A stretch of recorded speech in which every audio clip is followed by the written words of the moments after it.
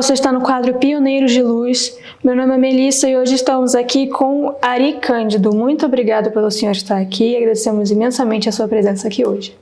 Eu que agradeço o convite e é com satisfação que eu venho aqui participar dessa entrevista, lembrando que esse local aqui de Arthur Nogueira, Gero Coelho, eu fiz parte da comissão que escolheu essa fazenda e que programou o campus.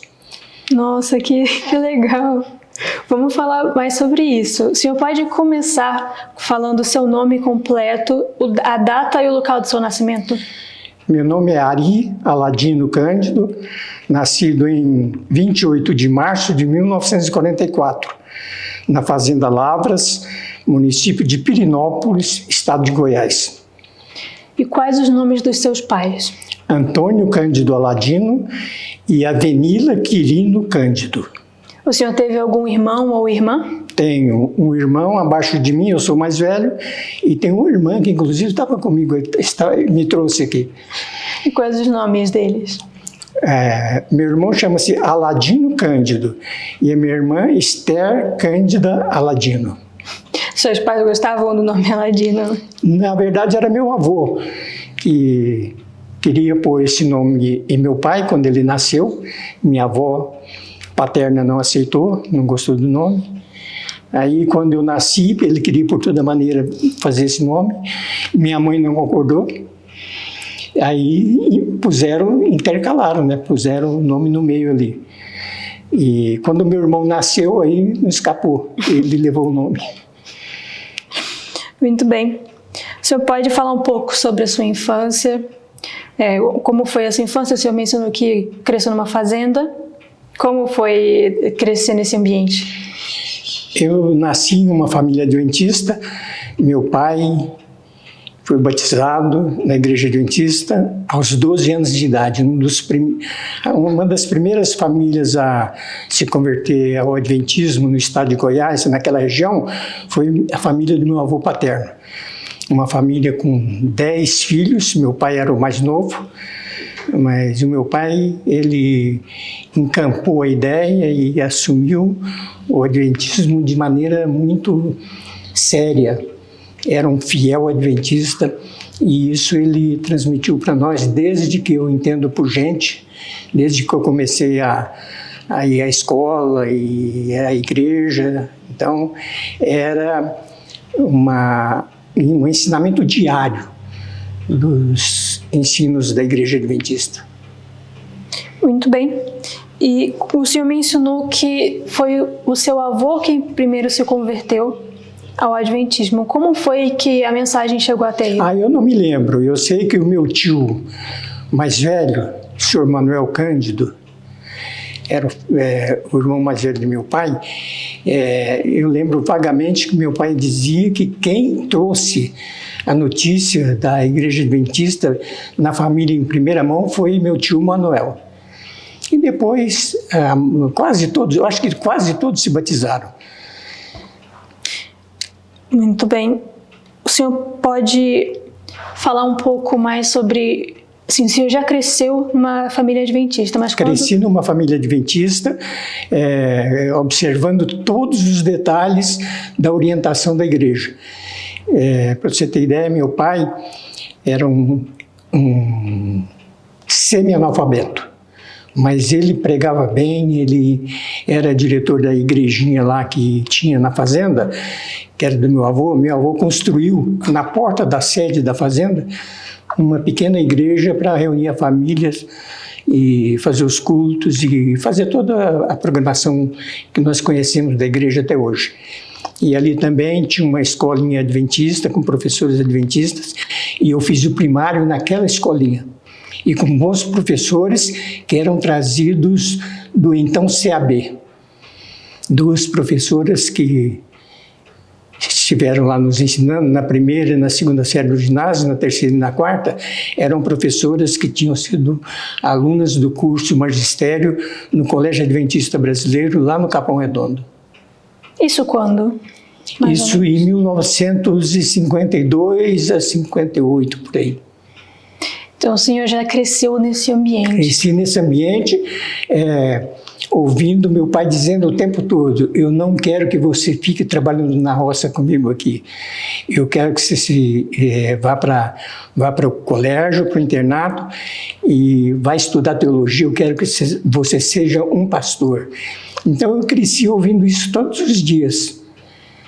E quando tomou a decisão por si, assim, do batismo? Foi lá também, quando eu tinha já 12 anos. Eu estava terminando a escola primária e, por influência, lógico, dos meus pais, né? Dos meus pais e do pastor Arnoldo Rutz, depois pastor Paulo Seidel, que era o presidente da missão. Ali eu não lembro se aquilo era eles chamavam de grupo da Igreja Adventista na Fazenda Lavras. Eu me lembro que eles falavam assim, naquele tempo lá. E eu não sei qual distrito pertencia àquele grupo, não me lembro. Então cursou o primário lá na escola que tinha na Fazenda? Na escola que tinha na Fazenda. E onde o senhor estudou depois? Terminei o primário, fiquei sem estudar 4 anos. Eu tinha muita vontade de estudar na cidade, mas minha mãe não deixava, com medo da influência do cinema. Naquele tempo, o cinema era o grande vilão da juventude. Então, ela tinha muito medo de eu descambar para o lado do cinema, das coisas mundanas que eles falavam, né? Então, eu fiquei trabalhando na roça com meu pai até os 16 anos de idade, quando o meu pai conseguiu uma vaga para mim como aluno bolsista no Colégio Adventista Brasileiro, Capão Redondo, hoje o NASP São Paulo. E o senhor terminou os seus estudos lá? Lá eu fiz o curso ginasial, em parte, né? Que eu fiz metade do curso ginasial lá, depois eu vim fazer 3ª e 4ª série do ginásio em Campinas, lá no Instituto Adventista Campineiro, hoje o NASP Hortolândia, né? E naquele tempo só tinha até a 4ª série do ginásio, que hoje é a 8ª série, né?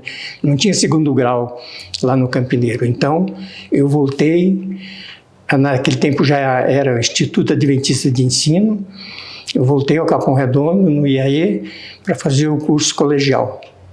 E lá eu fiz os 3 anos do curso colegial. Saí de lá em 1968. O senhor terminou, então, o que seria hoje o ensino médio? Lá. E foi cursar alguma outra coisa? O que fez depois? Como meu pai insistia que eu fizesse teologia, e alguns professores e meu chefe de trabalho também insistia que eu fizesse teologia, eu vi que eu não tinha vocação para isso, porque eu trouxe aquela vocação do meu pai, do meio rural. E chegando no IAE como aluno bolsista, me puseram para trabalhar, tirar leite, trabalhar na fazenda, carpir roça de milho, fazer silagem, tudo esses trabalhos que se pratica na pecuária leiteira. E eu, no fim, eu gostava daquilo. E como tinha os veterinários do Instituto Biológico de São Paulo, que dava assistência sanitária, veterinária para o rebanho do IAE, eles estavam sempre lá. Então, conversava com eles e achava interessante aquele trabalho. E acabei me decidindo pela medicina veterinária. E o senhor começou a cursar medicina veterinária logo após? Um ano após. Saí em 68, em 69 eu vim para Piracicaba fazer o curso, o cursinho preparatório para agronomia, porque eu pensava em agronomia também. Então, os 2 vestibulares eram com 20 dias de diferença um do outro, então eu fiz o cursinho em Piracicaba e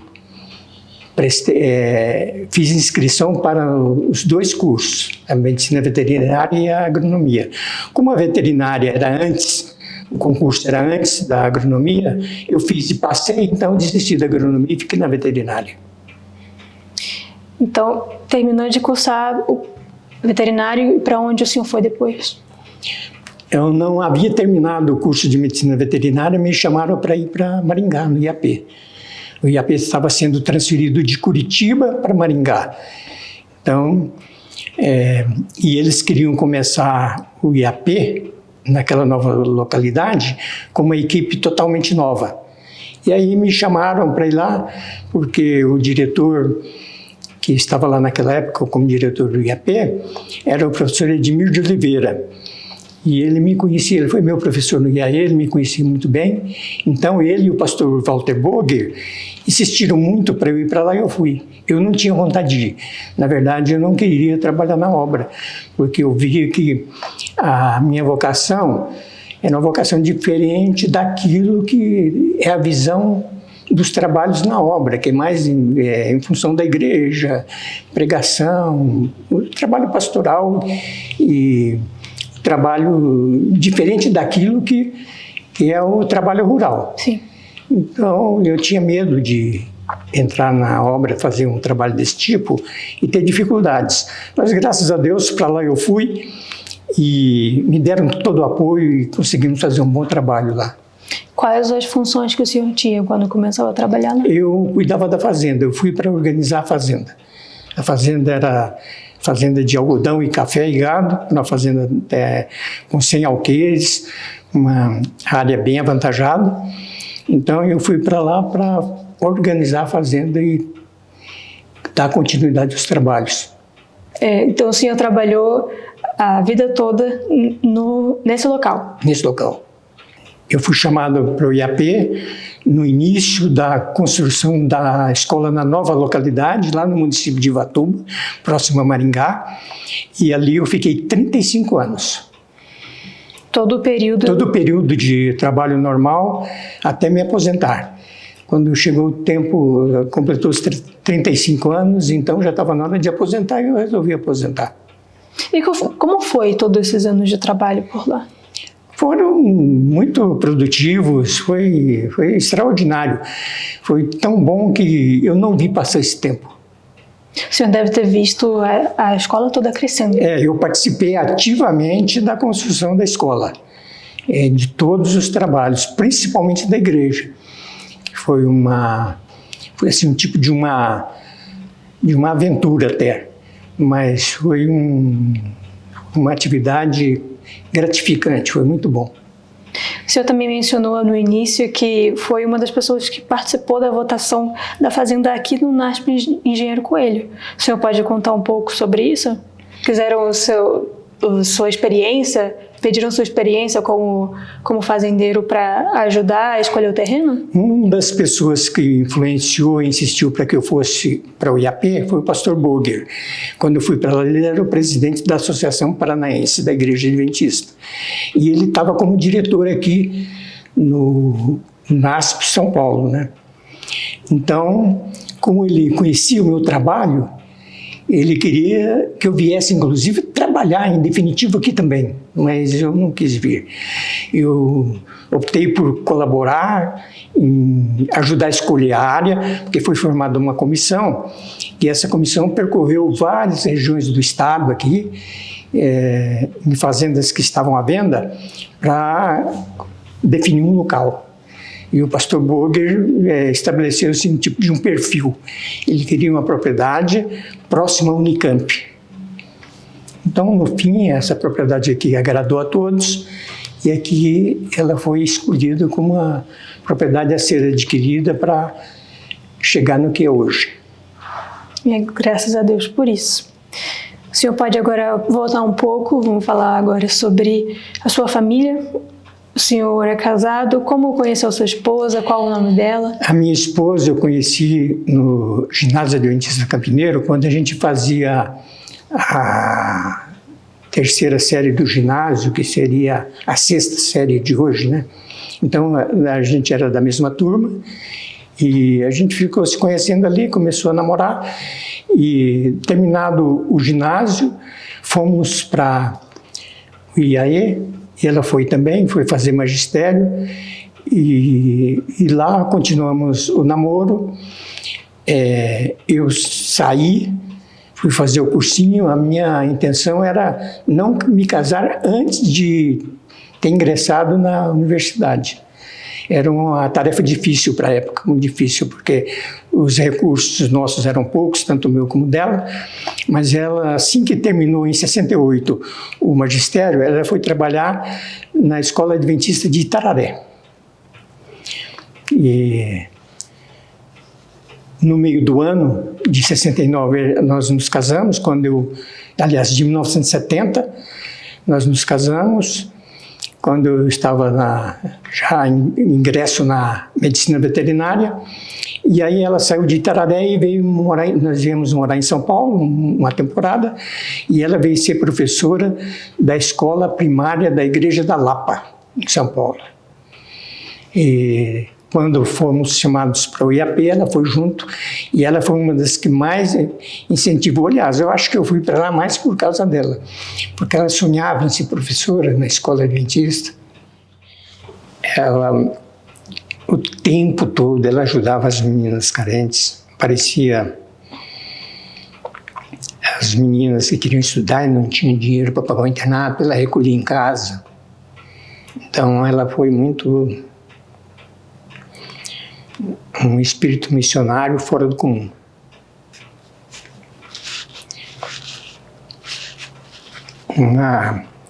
Ela era uma cristã exemplar. Vocês tiveram filhos?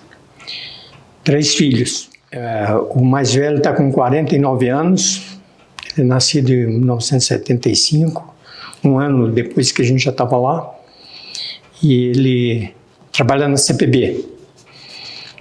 Ele é o chefe da contabilidade da CPB. Tem um outro, mais novo, o do meio, está com 47 anos, ele é fisioterapeuta, trabalhou uns 10 anos como professor de fisioterapia na Escola de Terapia do NASP São Paulo. Depois saiu de lá e foi trabalhar atualmente ele trabalha no Hospital Albert Einstein. Ele tem uma grande vocação para fisioterapia, então ele é bem disputado por essas instituições, porque no fim ele é mais instrutor dos fisioterapeutas mais jovens que entram lá no hospital, e ele é professor, então ele ensina muito bem o pessoal. O mais novo está com 42 anos, trabalha na Petrobras, é geólogo e trabalha na Petrobras no Rio de Janeiro. Então eu só tenho esses 3 filhos, o mais velho com 49 e o mais novo com 42. O senhor poderia falar, nas suas palavras, como Deus o usou para propagar a mensagem do Evangelho? Foi eu não tive assim, uma atuação direta como evangelista, como um pregador, mas como funcionário do IAP, eu procurei o tempo todo dar o exemplo, primeiro para minha esposa, para meus filhos e para os alunos, porque no fim eu não preparei para ser professor em sala de aula, mas lá foi criado um curso técnico em agropecuária e eu acabei dando aula nesse curso por 12 anos. E então ali eu consegui fazer exercer uma boa influência sobre muitos alunos.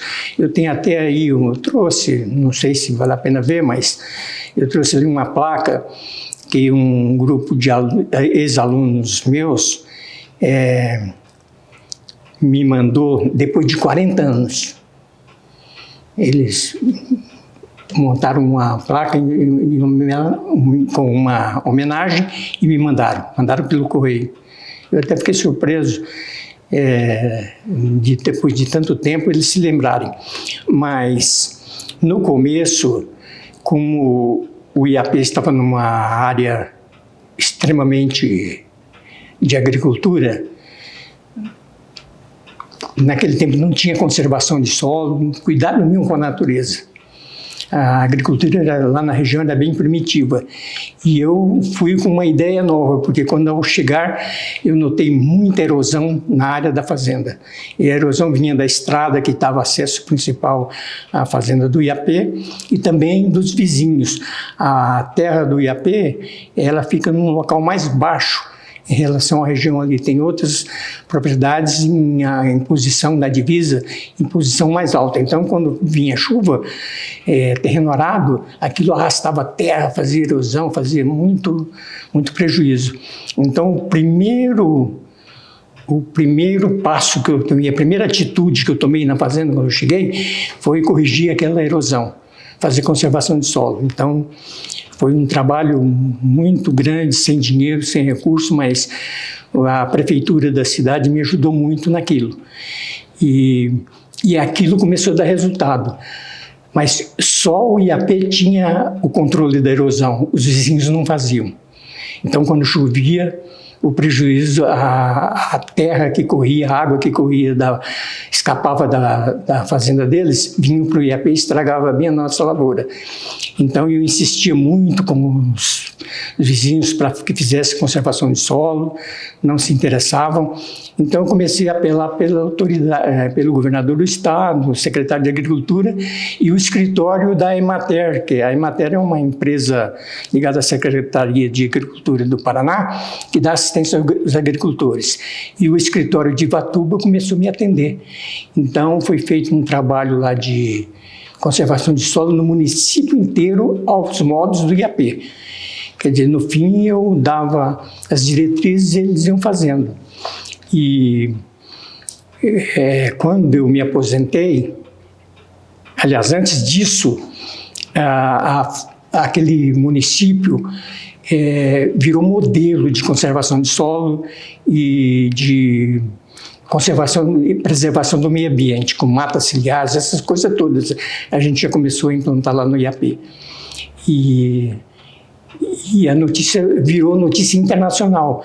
Vinha delegação de gente da China, dos Estados Unidos, da América do Sul inteira para visitar o município de Ivatuba para ver o modelo de conservação de solo, que foi um sucesso. E com isso o IAP ganhou um destaque muito grande. E muitas pessoas, muitos alunos, agricultores que não eram adventistas, mandavam seus filhos para estudar lá no colégio, no curso de técnico agrícola, e naquele curso foram batizados vários jovens que não eram adventistas. A influência que a gente pôde exercer foi em sala de aula e no trabalho, não é? E vários pastores que passaram comigo, vários alunos que passaram comigo lá no trabalho e na sala de aula, hoje são pastores bem-sucedidos. E um deles é o pastor também, o pastor que está ali como capelão da CPB, o Antônio Carlos Tavella. O pastor Tavella passou com a gente lá no IAP. E, por último, o pastor Stanley Arco também, que foi aluno nosso lá. Muito bem. O senhor deve ter muitas histórias marcantes, né? Nesse tempo todo que o senhor trabalhou por lá. Mencionou algumas pessoas com quem o senhor teve contato, mas tem alguma que fica marcado? Uma história que o senhor viu Deus agindo, pode ter sido na sua vida ou na instituição? Na instituição, né? Na minha vida, eu acho que o tempo todo Deus me deu forças para enfrentar, porque não é fácil. Não é fácil você fazer um tipo de trabalho desse, deixar toda a possibilidade de sucesso financeiro e material fora da organização adventista e ir para uma escola daquela que tinha poucos recursos naquela época e começar aquele trabalho.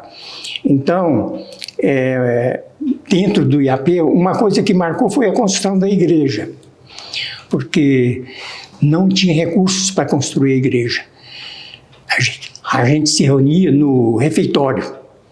Então, no sábado, na hora do culto, juntava todas as mesas num canto do salão lá e deixava só as cadeiras e o pessoal sentava nas cadeiras do refeitório mesmo. Tirava as mesas e deixava as cadeiras e fazia o auditório com as cadeiras. Acabava o culto, tinha que desmontar tudo para fazer o almoço logo em seguida. Então era um transtorno muito grande, um desconforto muito grande para a igreja. E finalmente o pessoal resolveu, não, temos que construir a igreja. E foi feito o plano, foi feito o projeto arquitetônico da igreja, foi apresentado à mesa administrativa da associação, e eu me lembro bem que o presidente da associação falou: tem dinheiro para começar? Não tem. Então, não mova um tijolo. Eu estava na reunião, essa frase me impressionou: não mova um tijolo. Tudo bem, então não vamos fazer. Isso era um domingo.